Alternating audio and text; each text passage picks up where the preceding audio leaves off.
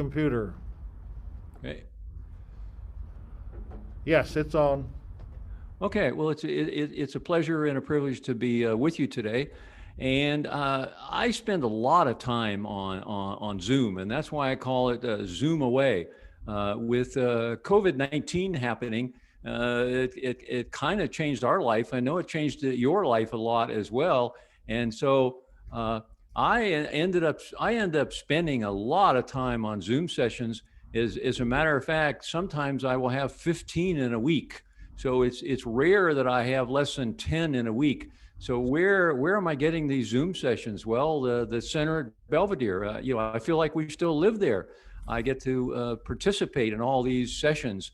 The Oldham County Public Library here has a book club, and so I've been on book clubs. I've had as many as 100 people on book clubs. So it's been amazing. The Filson Historical Society does some wonderful talks here, and Locust Grove is another historical place.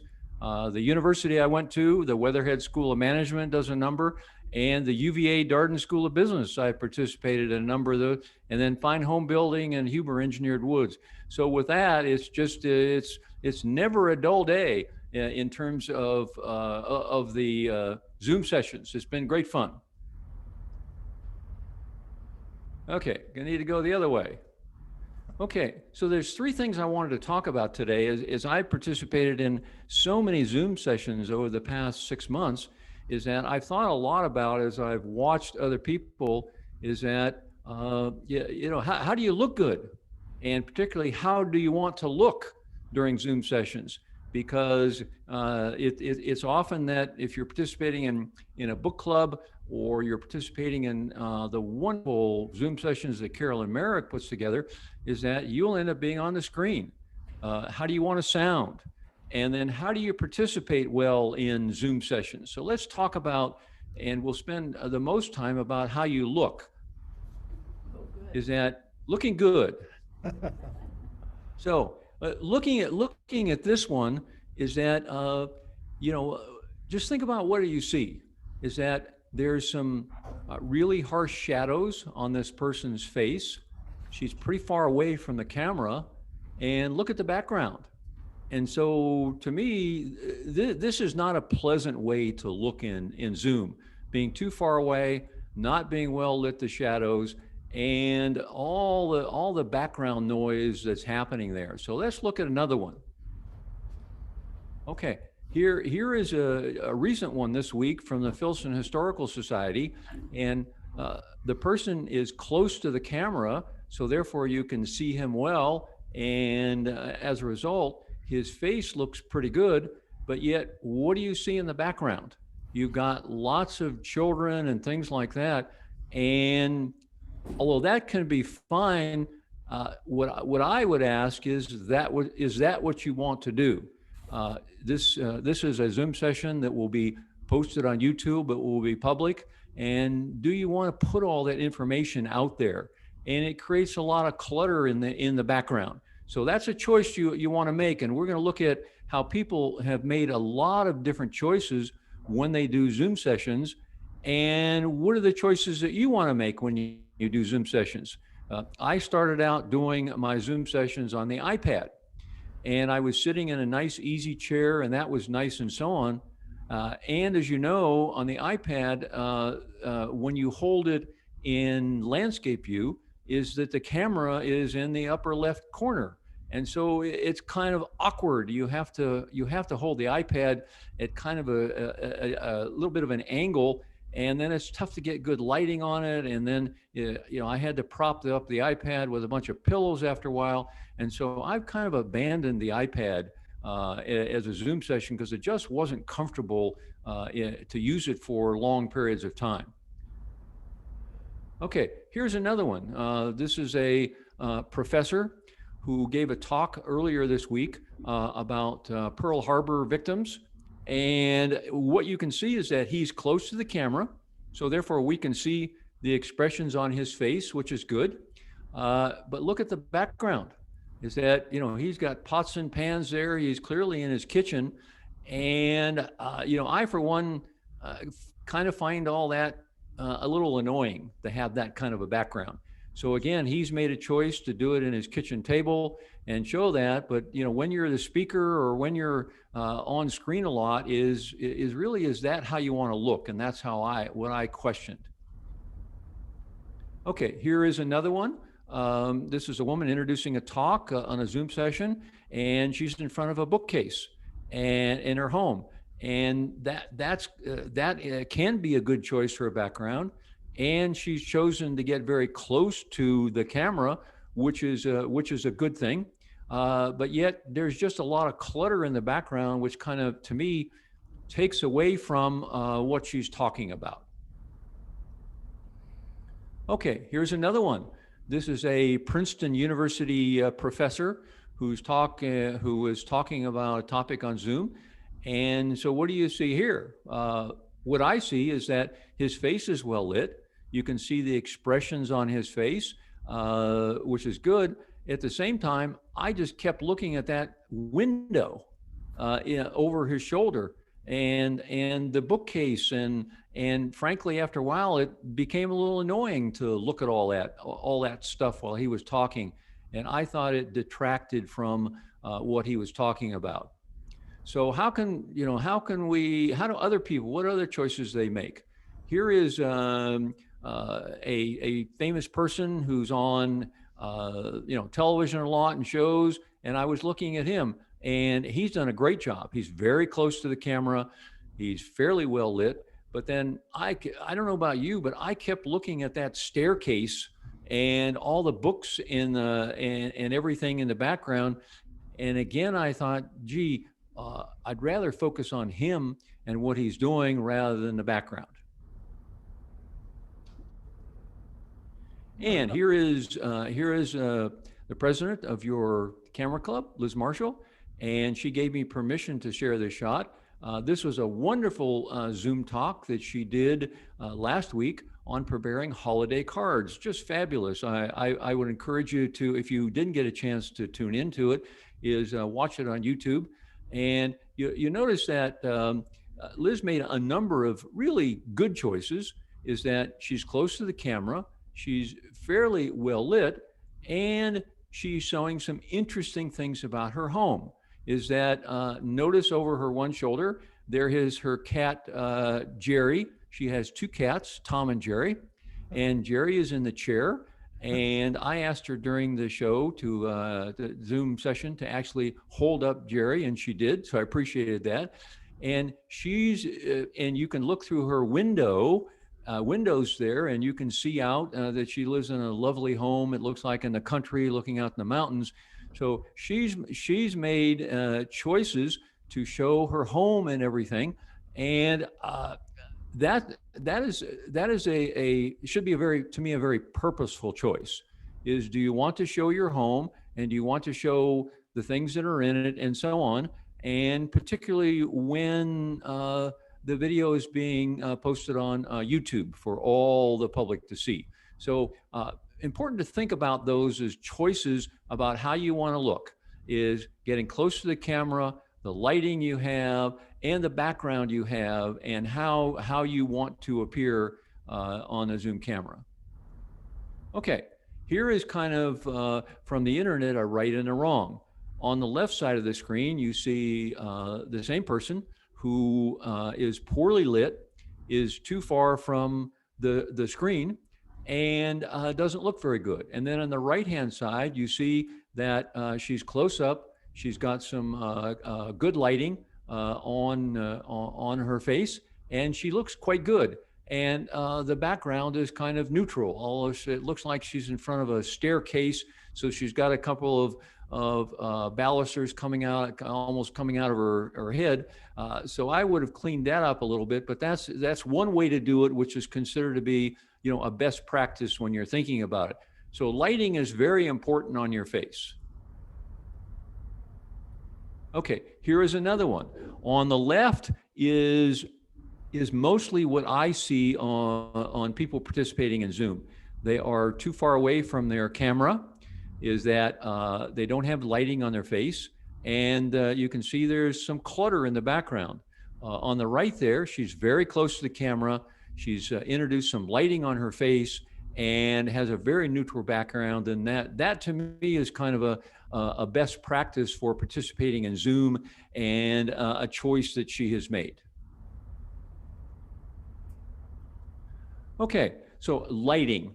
Lighting is very important. I happen to be in a room in our basement, and I'm going to show you a photo of that in a few minutes, where I have very good lighting, and so I don't have to have external lighting, and I have a camera that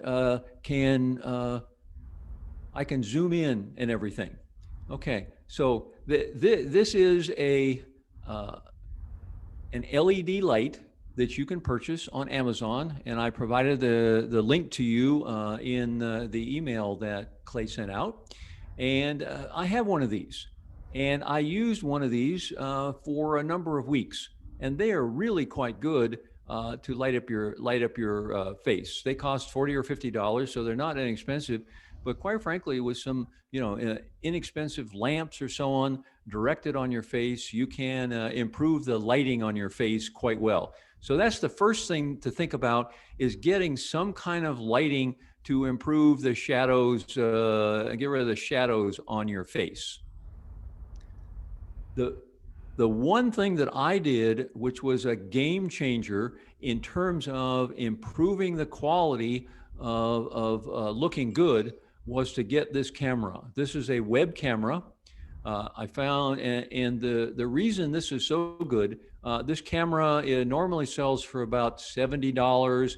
There's a shortage of them now, so it sells for about $90. The best place, and frankly, the only place I could find it, was at Best Buy. And so you have a Best Buy there, you could get one. And I highly recommend this camera. It just does an outstanding job, and it can do a number of things. Your laptop or your iMac or your iPad camera, they cannot zoom in. They also don't have any adjustments for brightness, for contrast, and so on.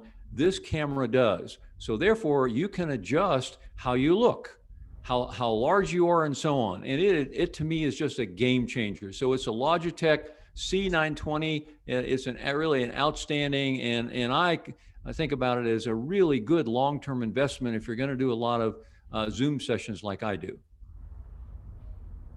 Okay, so here's what you can do. This is the camera. This is a free camera settings app, which you download from the internet, from Logitech.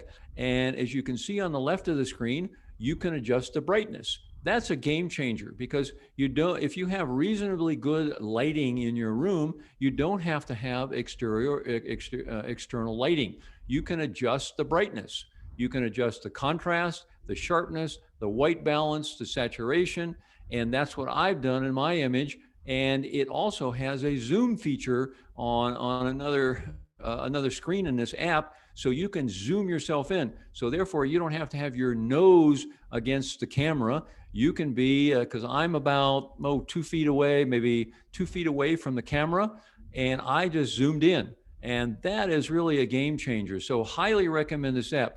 The other thing that this has, it has stereo speakers, so that you can use dramatically improve the sound that you're putting out. Okay, the other thing that I found is that the Logitech C920 is a wonderful camera. It does have one flaw. It is designed to mount on the top edge of your MacBook or your iMac. I did not find it work very well mounted there. So what I did was I got this Amazon Basics. This is a tabletop tripod. It only costs $17.49, and it is built rugged as can be. The Logitech camera mounts on the top of it. It just works so well, and so that's the way I'm working, as you're gonna see shortly. Okay, the other thing that is a choice you can make, and we're going to show. So this is called a green screen. And as Clay reminded me, when you're watching the weather person on your local television show, they're standing in front of a green screen, and the weather information is being projected on this green screen. What this green screen does is that it gives you any kind of a background that you've like, and it eliminates all the clutter in the background. And that's why I seem to be floating in a sea of black, because I have a green screen that you can see. These are very inexpensive. You can go to a fabric store and get any shade of green and do this. I bought one on Amazon. It was $20, and you'll see how I have it hung up. And this makes it just so easy. And then I don't have to worry about showing my home or showing the clutter or anything like that, which I did for many, many weeks. Okay, here is my setup here, where I am live and in person broadcasting to you. Is that you can see I have the that tabletop tripod. I have the camera on top of it. I have my MacBook Air. I have my Blue Yeti microphone, and then I have the screen behind me. And essentially what a green screen does, it acts as a background which disappears, and you can do whatever you want then with it. So let me tell you a little bit more about backgrounds, because they're one of the game changers. The few game changers is getting the Logitech camera, which I highly recommend. It's available $90 now from Best Buy, and that's where I got mine. And here is essentially what you end up looking like. You can see me on the screen now, and you can see this is what I end up looking like behind that background, because I've let the background go black. Okay, so how do you do this? In Zoom, in the bottom left corner, there is a stop video. If you click on the little arrow or caret next to stop video, you get a choice to choose a virtual background. So if you have a green, so let's look at what that looks like when you do that, is that you will come to this kind of a screen, backgrounds and filters, and you notice in the bottom left there, it says, I have a green screen. When you have a green screen, that enables you to choose a background. Now, my computer is a 2012 MacBook Air, and it's still going strong. Is that without a green screen, I could not use a virtual background, because my processor is not strong enough, not fast enough, powerful enough in order to use a virtual background. But when I have a green screen, you can see I can use a bridge, or it looks like some leaves, or I can use a star. And so I can put a background behind me doing this. And so here's what I can look like. And you can do this easily on the iPad, because the iPad has a strong enough processor to do it. My 2012 MacBook Air does not. And to me, this to me is, and Clay, I believe, does this. And I know Carolyn Merrick, she, I believe, takes various photos of things, and you can do that as well and make that a background. To me, this is a more pleasant way to look on the screen, and you can project yourself in very favorable impression, which is important to me. Okay, here is a very creative way. Here is Liz, the president of the Camera Club, and her husband, and they're planning to do a Zoom session with their remotely located family over the holidays.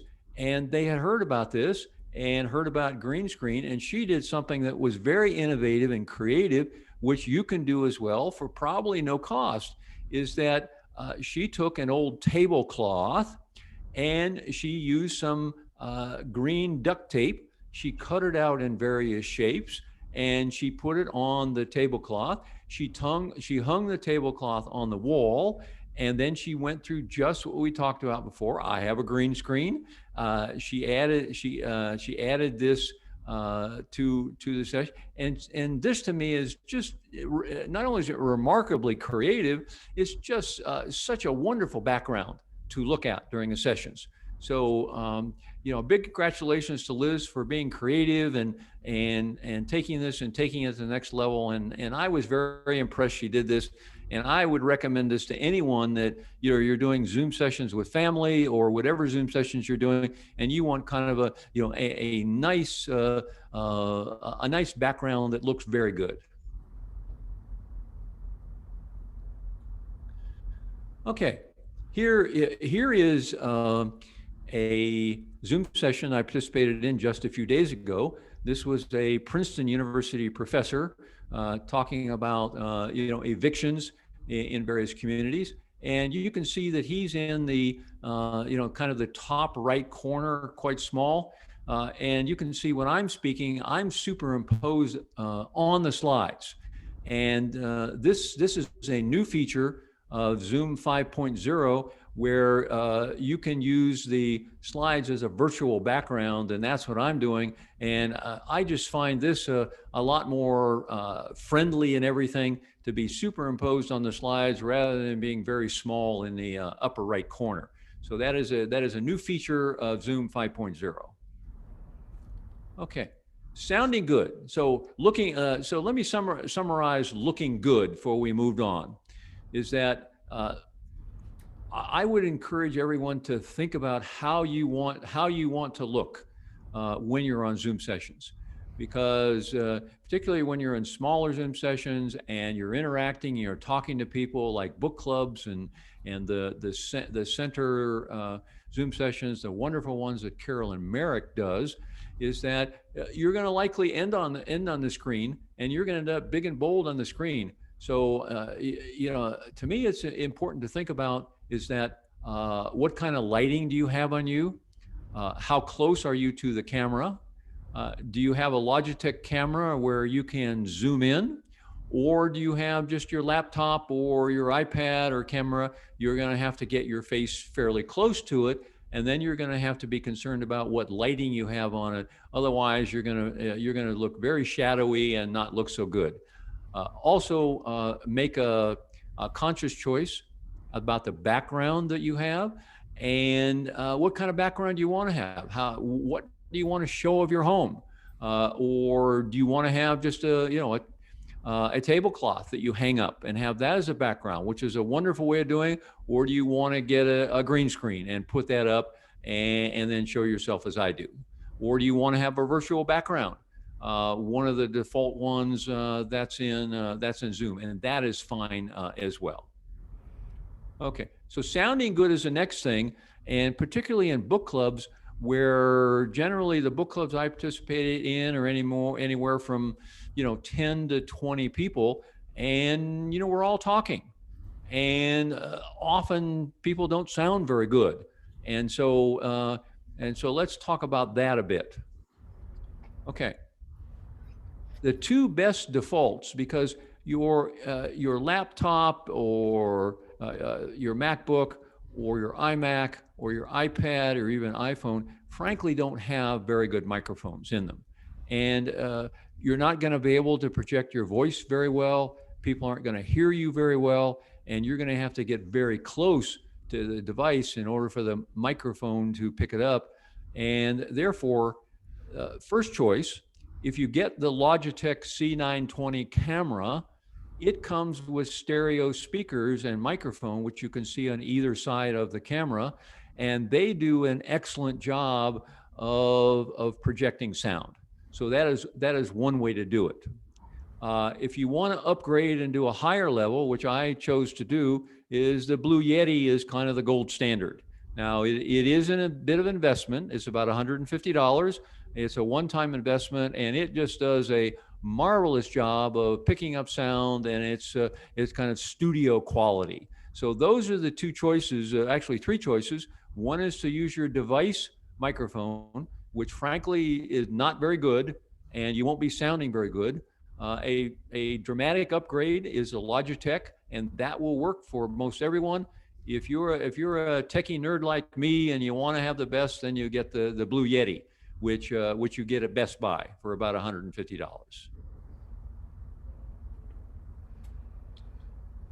Okay, when you're in a a Zoom session, on the bottom left, you will see a little microphone and mute next to it.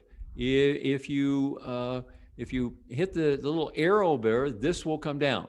And this is what Clay was working on, is that when you join a Zoom session, you have to do two things. You have to select a microphone, and you can see all the choices I have. So I had to select the Yeti stereo microphone, which is a USB connection. And I had to select an output speaker, which is my built-in output, my internal speakers, which is just fine. So that's how you select the sound that you have and make sure it's set correctly. Okay, participating. So how do you participate in Zoom sessions? Because since I participated in so many of them, I did it very badly in the beginning, very, very badly. And so I began to work on that and read a lot of things and try to get better at it since I wanted to get better at it, and I participated in so many things. So here's the journey that I went through and the things that I discovered about participating. First of all, I would highly encourage you to download the Zoom app to your device. It is a free device.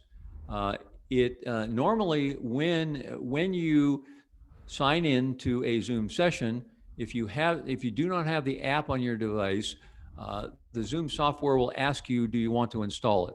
I would highly suggest you do that, because it will operate better, and it will also automatically update it. And we're on like Zoom 5.6 now, so it is constantly updating. So I would highly suggest that you do that. And the link is in Clay's email and how to install. It's very easy to install, no issues with it. But I would get it definitely from the Zoom website on any of your device and install it on your device.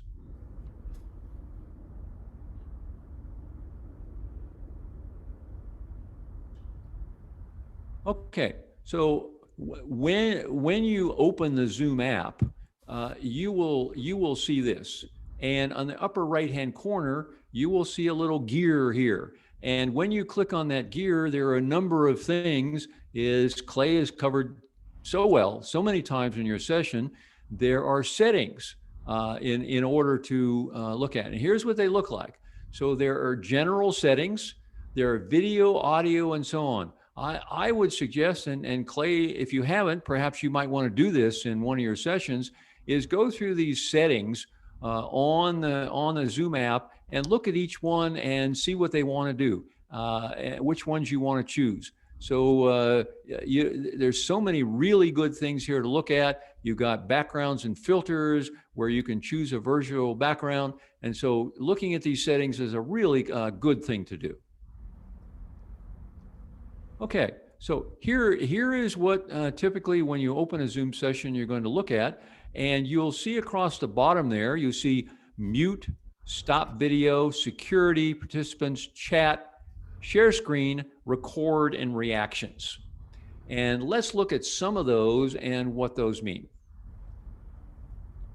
Okay, so on the left there is unmute and start video. Typically, when you enter a session, is that Carolyn Merrick will have you muted, and you will have a choice to have you video on or off. And that's an important choice to make, because you can see where the green arrow is on the left. This shows that the video is muted. That can be a good thing to do because Carolyn Merrick is recording all the sessions, and if you don't want your face and your background to be shown, is that just mute that, and then you won't be recorded. If you're participating in a book club, for example, I find it's essential to show yourself, and so you'd want to start that video.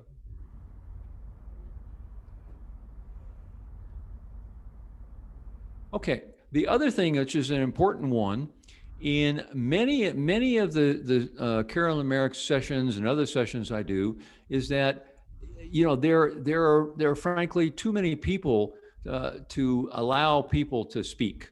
I remember one that Carolyn did on diving once that had over 200 people listening.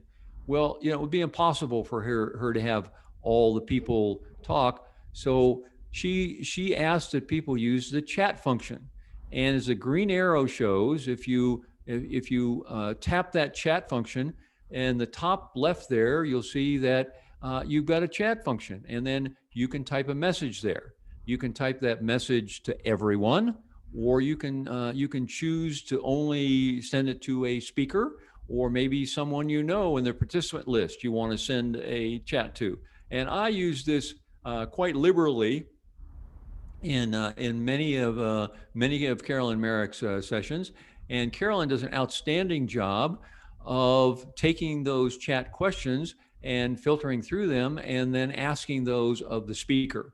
And she does a really good job of going through those, but that enables her to kind of control the sessions, particularly when she's got 100 to 200 people on the session. So that's how you use the chat function. Okay, the next one is you can show reactions. Is that you can applaud, thumbs up, love it, not so other things, but you can when there's a session, you can show reactions, and that's another good thing to do, which people appreciate. So that's the end of the slides I had. What I want to do is just kind of sum up. Is that talked about three things. One was looking good, making choices about the background that you're going to have and what you want to show. Two, how you want to look, suggest being closer to the camera and lighting your face. Strongly suggest if you're going to do a lot of Zoom sessions, the Logitech C920 camera is absolutely outstanding. And you can adjust the brightness on your face and the coloring and everything, and you don't have to, which you can't do with any of your device cameras. And then how you sound. If you get the Logitech camera, it's got built-in great microphone, so you won't need anything else. You can get the Blue Yeti if you want to upgrade. And then participating is that get comfortable with all the controls at the bottom about all the things at the bottom there, so what's there, about muting, stopping the video. If you tap on participants, you will be able to see who's there, and I always do that, and always say hello to Clay when he's there, and other people I know. The chat function to participate in that and provide Carolyn Merrick some input, sharing your screen if you want to do that, and reactions. And so that's everything that I wanted to do. So I'm going to stop sharing now. Okay. Back to you, Clay. Well, can you hear me? I can hear you. Okay, I'm going to go up into the top right corner, and I'm going to hit view, and I'm going to go to the gallery because that shows both of us. Okay, wonderful. On the screen. So you get my ugly mug, and thankfully there's a rather innocuous background here in the building. Yes. The lighting isn't the great. I turned it down because of the screen that's here, but it's not too bad. And you are listening to me on the microphones on my laptop. Well, it's not. It's frankly pretty good for me. Well, now this is the laptop has 6 microphones. Oh, okay. So you've got the latest and greatest. This is the top of the line. It's okay. So it's a 16-inch MacBook Pro. Okay. Okay. Questions from the floor, though, folks. I see some hands. Martha? Yes, from here or up there? It'd be best probably to come here because of the microphone. But anyway, so I'll move out of the way, and there is even a chair I have for you here. This is fancy. Swanky. And, so Martha back here. All right. Do I look all right? Do I look all right? Okay, so I do a lot of Zooming, probably 10 to Good. 12 a week. And so I don't know whether I have the app or not. I mean, I have a little picture of a camera on my screen, the icon. That's what I have. Is that the Zoom app? You have the app. You have the app. Then, Okay. yeah, it's kind of But a. then I don't get all of those lists that you were showing. I Okay. get very little. Okay, Clay can show you how to access those. Okay. Yeah, what you have to do is you have to click on that app, and then that screen will come up. That screen does not come up when you're clicking on one of Carolyn Merrick's links. You have to click on the app and not join a meeting. Oh, okay. Maybe that's That's the difference. okay. All right. Okay. Thank you. You're welcome. Come on up, please. A new person with us here. Hal has joined us, maybe 5 or 6 weeks ago, 8, somewhere in that. And I'm not new, I'm in my 70s. You must have missed some. Well, here I am, okay. Do they have a Zoom for dummies? Now, don't laugh. There's probably is one online. I've not looked for it. Okay. What I plan to do is learn the software because I'm a technical writer, and they sort of expect it now. Yeah. You know, when you apply for jobs, and I have some friends I'm going to sucker into getting Zoom, and I'm going to have practice Zoom sessions with them, whether they like it or not. I think that's a great way to do it. Is that I was on this journey for the past few weeks to get a lot better at this. I actually watched about 25 YouTube videos on participating in Zoom sessions and getting really, really good at it. And that's how I learned, because I've not covered in the session the really advanced parts of it. What you will find, since you're a techie guy, is that the really advanced people in Zoom sessions are using something called OBS, Open Broadcast Software. And what it enables you to do, it enables you to create a virtual camera, and that's how I'm appearing, the way I'm appearing. That's how I'm able to put myself on the slides, because you can't do that with a normal Zoom application. Open Broadcast Software is how almost everyone works with when they stream YouTube videos. So you'll find that a lot, called OBS, Open Broadcast Software. It's free, it's open source software, and it does an outstanding job of you being able to do a lot of advanced things in Zoom. Yeah, you can have, you can broadcast 2 people at once. You can have 2 cameras showing different views of yourself. You can do lots of different things. So OBS. The other thing that you can do, just that dummy book for dummies, is to go to the website itself, zoom.us, and they have a full list of all the different how to do stuff. I mean, it's just there's page after page after page of how to do it. So maybe sometime I'll show the group that. Perhaps when you get really good at this, you can do a session for us and show us everything you've learned. Wonderful. Thank you very much. Yeah, you're welcome. Anybody else have some questions? Yes, lady, come on up, please. The young lady coming up right now with her mask on. I'm not sure I know her anyway, but I'll let her introduce herself.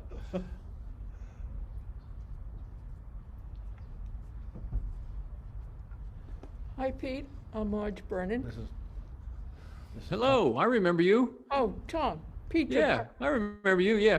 Yeah. Well, yeah, we both Pete and I answer to this either name.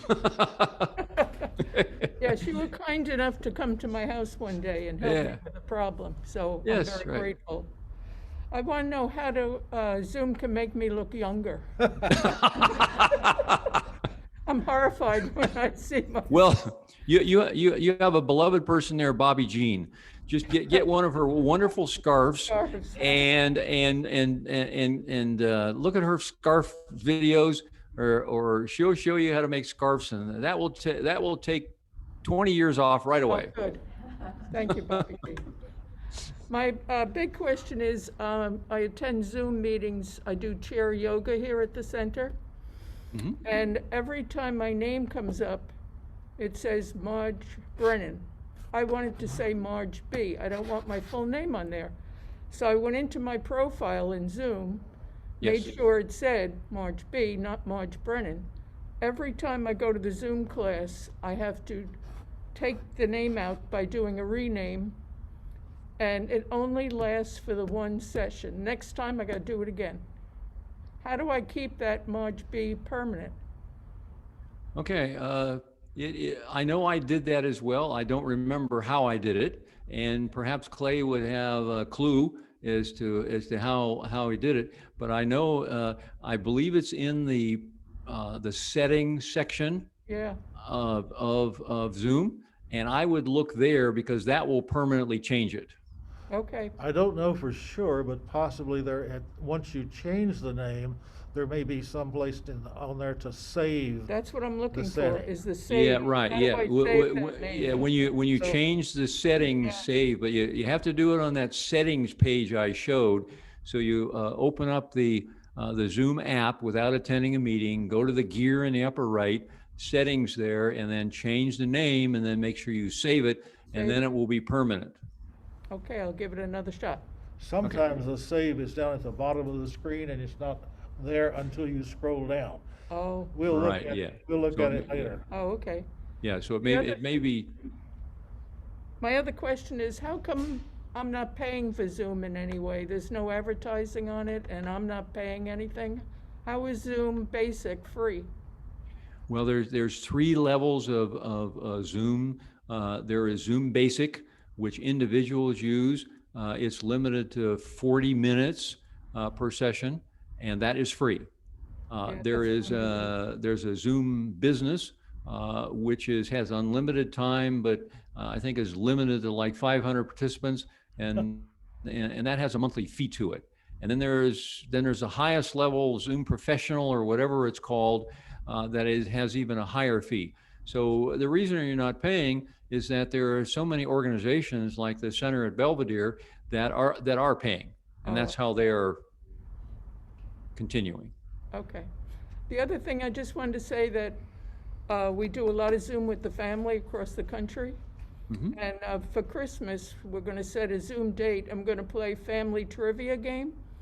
Wonderful, wonderful. Questions that hopefully most of the family know about, know right. of, our time together, our trips together, things like Sure, that. yeah. All right, neat. Yeah. Well, Yeah. enjoy it. That sounds like a great Thanks. thing to do. Thanks, Clay. Well, Tom, this has really been wonderful. Turn myself around here, and although even the lighting is pretty darn good, considering it's actually darker in here, I got somebody sneaking up here. Okay. Okay, Bobby Jean. Yes, Take that screen. I don't have a question, but I just wanted to thank you personally for being so complimentary for my video on scarf tying magic. And I was so happy to see that you were actually doing some of the scarf ties. Oh, you bet, you And bet. I did want to tell you, because of my southern drawl, you may not have gotten the name correctly pronounced, which was called the dog cross. Yeah, right. And you called it the dog crawl. Yeah, I did. Yeah, yeah. All right. And I love the name, so I'm going to change the Yeah. dog cross to the dog crawl. So thank you so much for the chat that you sent. It was so complimentary, and I really appreciate it. And I wanted to thank you personally. Thanks, Bobby So Jean. thank you. That means so much. Thank you so much. And I appreciate the lesson that you've given us. And when I did my video, you know, my daughter was actually helping me. Yeah, right. And we actually practiced Mhm, 5 times before I ever did the Wow. first one. And we had the professional camera, we had the professional microphone. Yep. So that's the reason that it turned out as well as it did. So Oh, it was just so professional. It was so impressive. thank you. You're welcome. Well, Tom, this has been wonderful. According to my Apple Watch, it's been about 45 exact minutes. Yeah, well, thank you. Maybe You got time to continue. All right. Well, oh, listen, we could go on even further, but I don't know exactly what would be the best thing to keep recording here. Well, thank you. I've really enjoyed it, and you know, perhaps you know, another topic as I develop more things, we can you know, we can do it again sometime. Okay, I filled you the screen with you again, so we get that last look, and and I will stop the recording, and.